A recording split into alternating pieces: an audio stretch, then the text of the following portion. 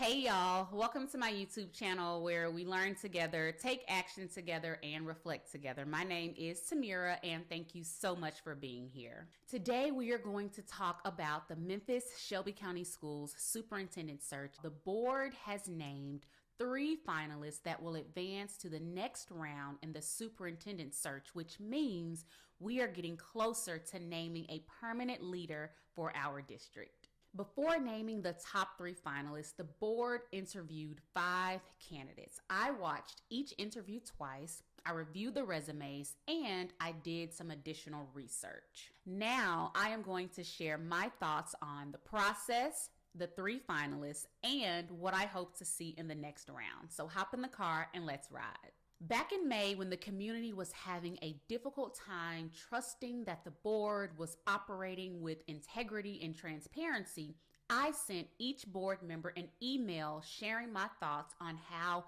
to restore trust. I asked them to provide the community with their true, concrete intentions. I told them that their words must coincide with their actions. I told them that building trust and having integrity means engaging in dialogue with each other and with the community throughout the entire search process. I told them that building trust and having integrity means designing a rubric that has clear and specific criteria, not just any criteria, but criteria that are aligned to the needs of the Memphis and Shelby County community. And y'all, I can say that the Memphis Shelby County School Board is on the path to restoring our trust, to restoring the trust in the community.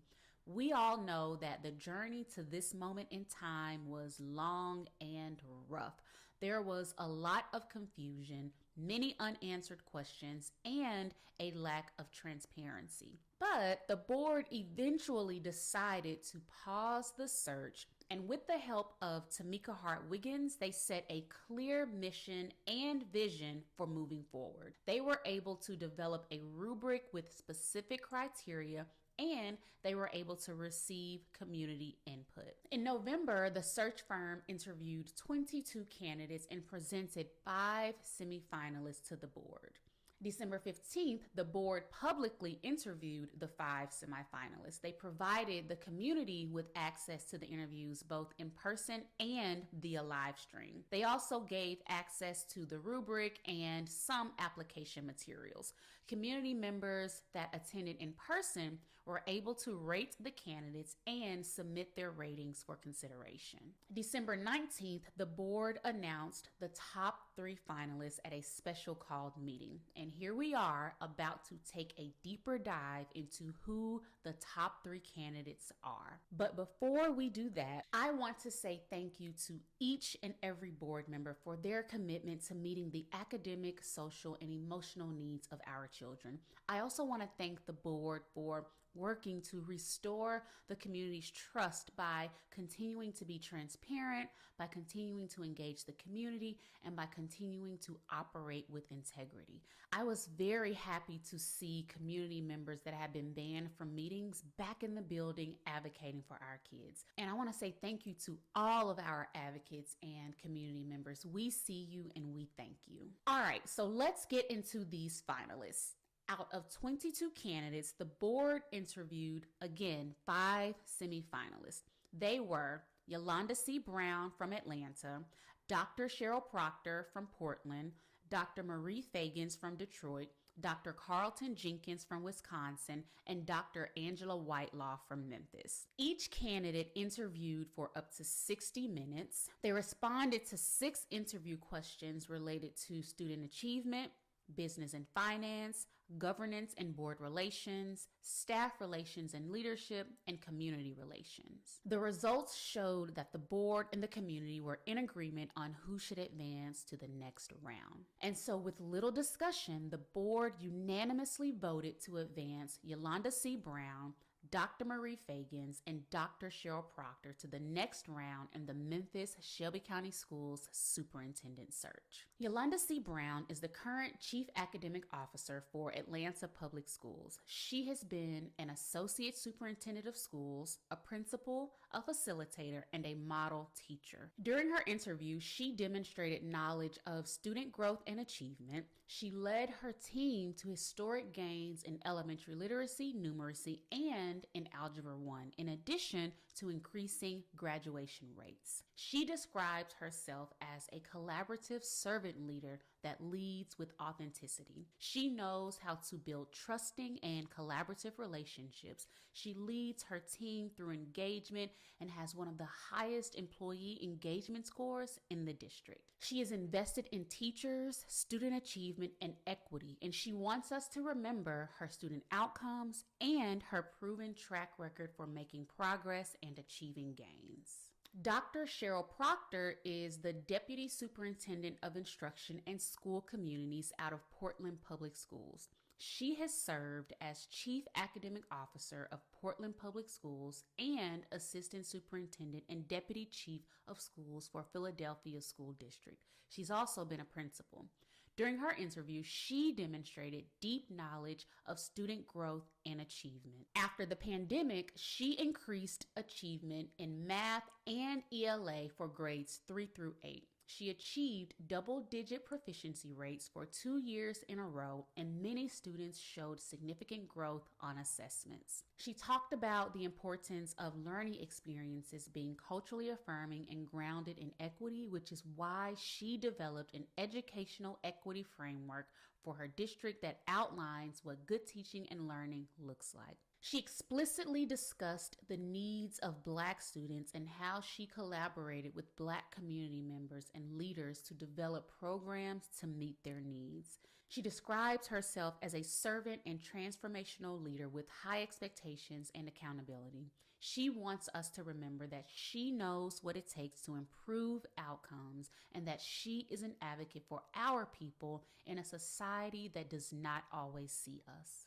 Dr. Marie Fagans is the current Chief of High School and Leadership Development for Detroit Public Schools Community District. She has experience as a principal and a background in business and media. During her interview, she demonstrated deep knowledge of student growth and achievement. She increased graduation rates and PSAT and SAT scores. She improved reading and writing for grade 11 and decreased the dropout rate in more than 87% of the district's high schools. She describes herself as inclusive and as a facilitator of energy. She is empathetic, vulnerable, and not afraid of conflict. She says community is partnership, and community issues require community solutions, and public schools require public support. She wants us to know that she comes from humble beginnings and that she wants the 901 community to win and to win big. She believes marginalized communities can defy the odds, and she says the right leader in the right place at the right time can change everything, and she is that leader. Overall, I think we have an impressive group of candidates based on the information provided. Teaching and learning is my area of interest, specifically teacher education, support, and development.